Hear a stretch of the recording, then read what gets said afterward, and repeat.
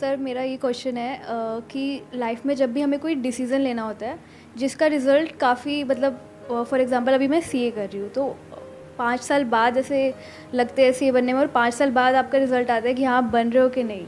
5 साल बाद ऐसा लगता है कि मैंने ये लाइन तो चूज़ कर ली बट अल्टीमेटली मुझे इसमें जाना ही नहीं है।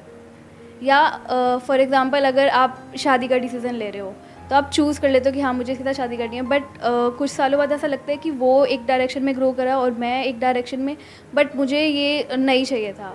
तो वो जो लाइफ के ऐसे बिग डिसीज़न होते हैं जिसका रिज़ल्ट इतने सालों बाद आता है, वो डिसीजंस कैसे लेने होते हैं, मतलब क्या चीज़ें सोच के वो सब डिसीज़न हम ले सकते हैं? ऐसा करियर में होता है, रिलेशनशिप में होता है, इनफैक्ट कहाँ नहीं होता है। हर जगह ही होता है। एक मिनट में लगता है लाइफ बहुत बढ़िया है, अगले मिनट में लगता है कि लाइफ बहुत ही बेकार है। एक मिनट में लगता है सबके साथ रहना है, अगले मिनट में अंदर से आता है सब गए भाड़ में, सब छोड़ छाड़ के मैं वहां चला जाऊंगा या चली जाऊंगी। ऐसा होता है नहीं होता है? एक मिनट में होता है ये करना है करना है करना है करना है, फिर जब करना शुरू करते हैं अरे ये तो बेकार है, इसमें कुछ नहीं है। जैसे होता नहीं है, शॉपिंग कर रहे हो ऑनलाइन, देख रहे हो ये चीज चाहिए चाहिए चाहिए चाहिए, जब आ गई तो उसकी तरफ कुत्ता भी नहीं देख रहा, आप तो बहुत दूर की बात है। तो आपको समझना पड़ेगा कि इसका रीजन क्या है। आपने दो बातें करी, एक कि अभी आप सीए कर रहे हो और मान लेते हैं कि 5 साल बाद आपको रियलाइज होता है कि ये मेरे लिए नहीं है। तो क्या है आपके लिए? पेपर पे लिखो। पेपर पे आपने एक तरफ लिखा सीए, दूसरी तरफ मानो लिख दिया सीएस। सीएस मुझे करना है, सीए नहीं करना है। That could be CS, CZ, CY, CX, whatever it is. तो अब उसके रीजंस देखो ना कि इसको छोड़ने का क्या रीजन है और ये करने का क्या रीजन है। तो थोड़ी देर में जब आप लिखने लग जाओगे और अपने माइंड को लिख करके क्लियर करोगे, ये बात मैंने बहुत बार बोली अपने सेशंस में, but I am not sure कितने लोग इस बात को समझते हैं और एक्चुअल में करते हैं। कभी भी कोई भी प्रॉब्लम हो, अपने माइंड में उसको सॉल्व करने की कोशिश मत करना, एंटैंगल्ड हो जाओगे बुरे तरीके से। स्पेशली अगर प्रॉब्लम बड़ी है, तो छोटी मोटी है तो माइंड में ही करनी पड़ेगी। जैसे बाइक चला रहे हो, स्कूटर चला रहे हो, व्हाटएवर, और एकदम से कोई सामने से आया तो उस वक्त पेपर पेन लेकर के नहीं बैठ जाओगे, क्या करूं, तब तक तो हो जाएगा जो होना है। उस वक्त तो इमीडिएट एक्ट करना पड़ेगा। बट ये जो बड़े डिसीजंस हैं, शादी का डिसीजन, डिवोर्स का डिसीजन, करियर चूज करने का डिसीजन, करियर को छोड़ने का डिसीजन, ये बहुत बड़े डिसीजंस हैं, छोटे नहीं है। तो इन डिसीजंस को माइंड में कभी सॉल्व करने की कोशिश मत करना। तो कैसे करना है? पेपर पेन लेकर के माइंड मैपिंग करना सीखो ना। कितने लोग आप में से माइंड मैपिंग करते हैं? सच बोलना, झूठ मत बोलना। सिर्फ 4-5 लोग, इतने लोगों में से। तो माइंड मैपिंग करना सीखो।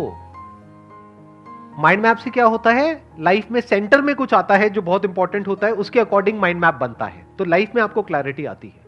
तो जब आप ये करोगे तो आपको समझ आएगा कि उसका कॉज क्या है। हो सकता है सीए जो आप कह रहे हो कि अब मुझे रियलाइज हो गया, ये रियलाइज क्या होता है?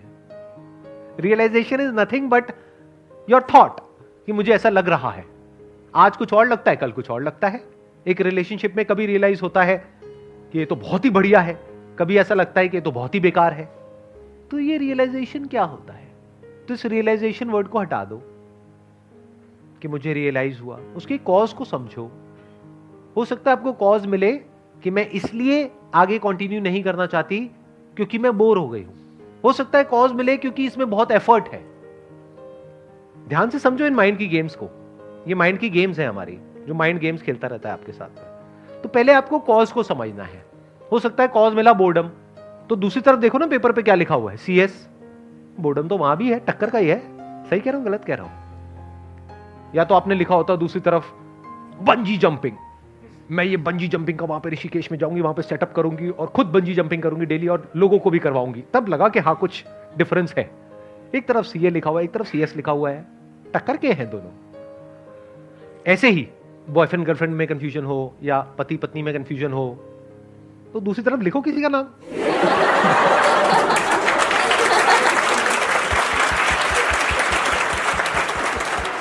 फिर थोड़ी देर में आपको पता है क्या रियलाइजेशन आएगा।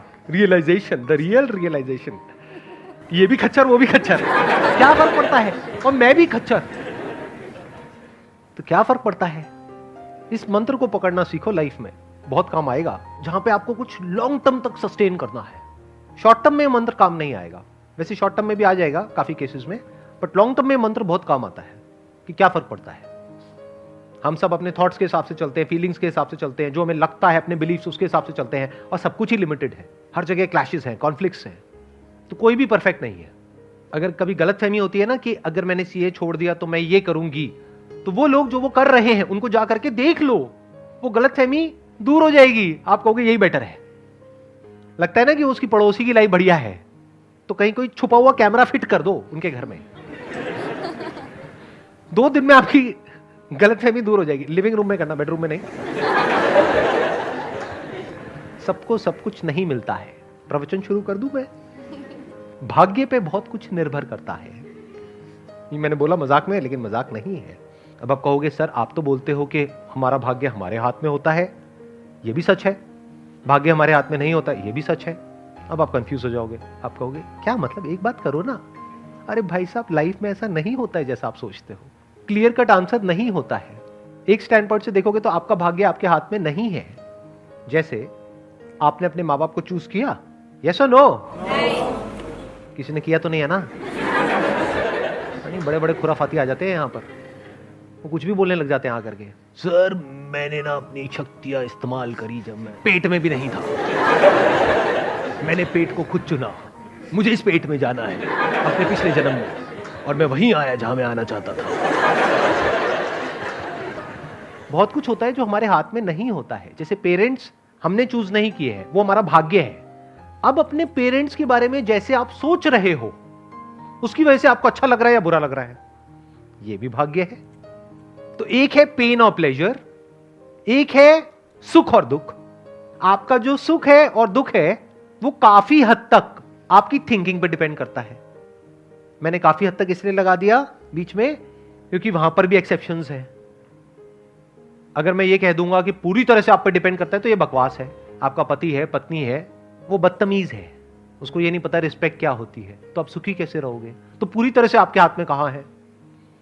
तो एक स्टैंड पॉइंट से देखा जाए तो भाग्य आपके हाथ में बिल्कुल भी नहीं है। आप यहां से बाहर जा रहे हो, कोई आया और आकर के एक्सीडेंट हो गया, आपकी कोई गलती नहीं है, इसको आप भाग्य बोल सकते हो जो आपके हाथ में नहीं है। जैसे कोई अमीर घर में पैदा हुआ बच्चा, कोई गरीब घर में पैदा हुआ, ये क्या है? भाग्य। Related to what? Pain and pleasure. जो अमीर घर में हुआ उसको हर तरह के प्लेजर्स मिलेंगे, और जो गरीब घर में पैदा हुआ उसके पास खाने के लिए भी कुछ नहीं है। वहां क्या है? पेन है। और प्लेजर कहां है? जो एक वेल ऑफ घर में पैदा हुआ है, वहां पे हर तरह का कंफर्ट है, सब कुछ है जो चाहिए।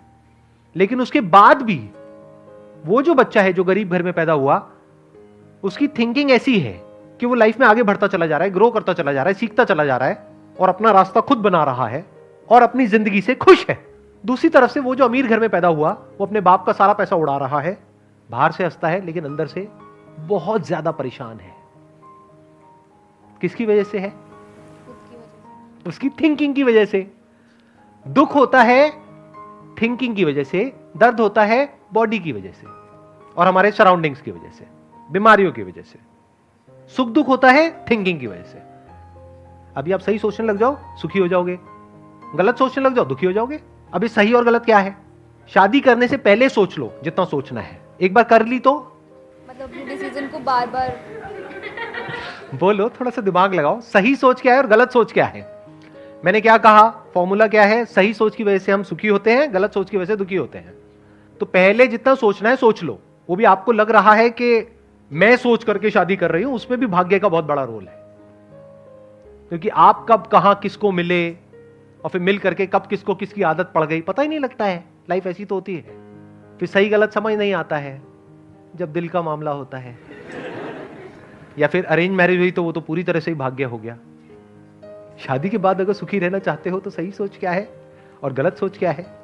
अपने डिसीजन पे अटल रहो। मतलब नहीं, ऐसा नहीं है। अटल क्यों रहो? अगर सामने वाला जो पर्सन है वो क्या कहूं, पापी घोर पापी है, अत्याचारी है, दुराचारी है, उसकी असुरीय प्रवृत्ति है, और कोई इससे भयानक वर्ड, जल्लाद है। बट जल्लाद होने में क्या बुराई? वो तो बेचारा किसी के कहने पे किसी को फांसी दे रहा है। जल्लाद is not a negative word. हाँ, जल्लाद उस वे में नेगेटिव है कि भाई मारता है अपने मजे के लिए। आप मान लो ऐसा कुछ है तो उसके साथ रहना थोड़ी है। उसको पुलिस के हवाले करो और निकलो उस घर से, या उसको निकालो, सीधी बात है ना। बट मान लेते हैं मैंगो पीपल टाइप का कोई बंदा है, मतलब जैसे लोग यहां पर बैठे हुए हैं, वैसे पता नहीं लगता किसी को देख करके कि ये सब जो मैंने कहा उसमें से कौन है जो यहां पर बैठा हुआ है। मान लेते हैं कि एक नॉर्मल इंसान है। नॉर्मल क्या होता है? जिसमें कुछ पॉजिटिव है, नेगेटिव है, कभी खुश है, कभी दुखी है, ना एक्सट्रीम में अच्छा है ना एक्सट्रीम में बुरा है।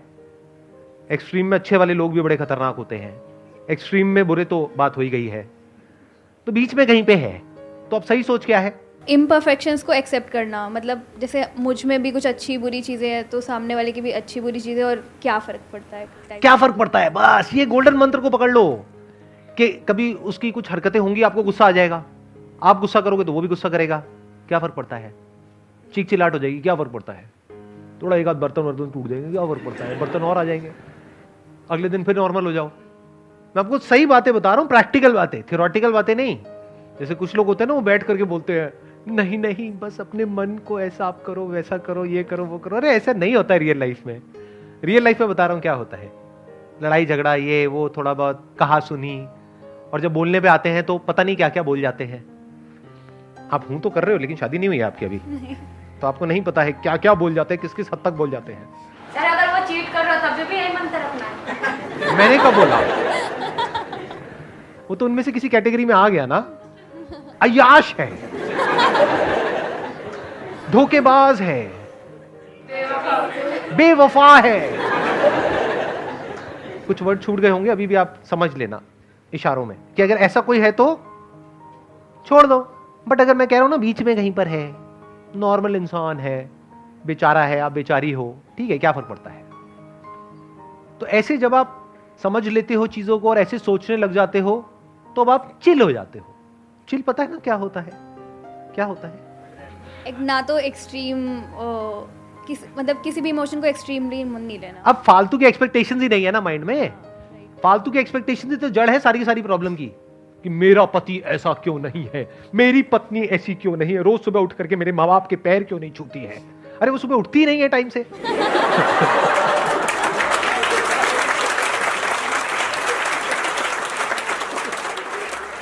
तो उल्टी सीधी एक्सपेक्टेशंस जो हमारी होती है ना, उसकी वजह से गड़बड़ हो जाती है। तो कोशिश करो, अगर किसी से शादी भी कर रहे हो, अगर कर रहे हो तो, करनी नहीं करनी आपकी मर्जी, तो ऐसे इंसान से करो जो थोड़ा रियलिस्टिक सा हो, प्रैक्टिकल सा हो। जब थोड़ा टाइम स्पेंड करोगे, कुछ मीटिंग्स करोगे, अगर अरेंज मैरिज है, और लव मैरिज करोगे तब तो पता लग ही जाएगा, 2 4 6 महीने में पत्ते खुल ही जाते हैं एक दूसरे के। तो कोशिश करो कोई ऐसा इंसान हो जो थोड़ा सा प्रैक्टिकल हो। आपको जवाब मिल गया है? 70%। आप पक्का सीए के स्टूडेंट हो। मैंने इतनी मेहनत करी, उसके बाद भी आपने मुझे 70% दिए। क्या रह गई कमी? 30% कहां पर कमी रह गई? जैसे आपने बोला कि जब हमें कोई करियर वगैरह चूज़ करना है तो पॉइंट्स नोट कर लो और कंपेयर करो, तो कंपैरिजन भी तो हमारे इमोशंस से उठ के ही आएगा। मतलब इमोशंस को हटा दो। जब आप लिखते हो तो इमोशंस हट जाते हैं। ये भी आपको एक बहुत बड़ा सीक्रेट बता रहा हूं। इमोशन सारे यहां पर है। फीलिंग्स में आप ट्रिगर होते रहते हो, तरह तरह का केमिकल लोचा होता है, तरह तरह की सेंसेशंस होती हैं, उसके अकॉर्डिंग सब कुछ चल रहा होता है। जब लिखने पे आते हो तो प्रैक्टिकल हो जाते हो। जैसे एग्जाम से पहले इमोशंस अपनी चरम सीमा पर होते हैं, मतलब अंदर बहुत ज्यादा डर लग रहा होता है, एक्साइटमेंट हो रहा होता है, तरह तरह के इमोशंस अंदर चल रहे होते हैं, पता नहीं क्या होगा क्या नहीं होगा। जब एक बार वहां पर आप चले जाते हो और लिखना शुरू कर देते हो, उसके बाद इमोशंस कहां होते हैं? कभी ऑब्जर्व किया है इस चीज को? मतलब सिर्फ मैं कह रहा हूं तब यस बोल रहे हो या एक्चुअल में ऑब्जर्व किया है? एक्चुअली ऐसा होता है। समझ गए ना मैंने क्या बोला है? तो लिखो।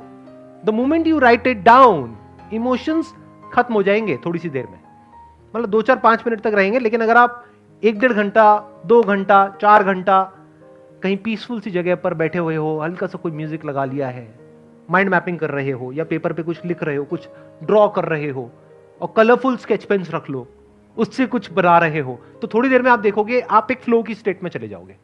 इमोशंस आपके ऊपर हावी होना बंद हो जाएंगे, आपके अंदर से ही आपको जवाब मिल जाएगा, क्लियर चीजें समझ आने लग जाएंगे, सॉल्यूशन समझ आ जाएगा कि अच्छा अब मेरे को ये छोड़ने का मन कर रहा है, छोड़ती नहीं हूं, कुछ और करने का मन कर रहा है, फॉर एग्जाम्पल डांस, म्यूजिक, एक बार जा करके देखती हूं। जब जाओगे, गाओगे और सारे बाहर भाग जाएंगे। कमरा छोड़ करके, तो फिर वापस ये पे आओगे। अब कितने परसेंट मिले मेरे को? 100%। 100%।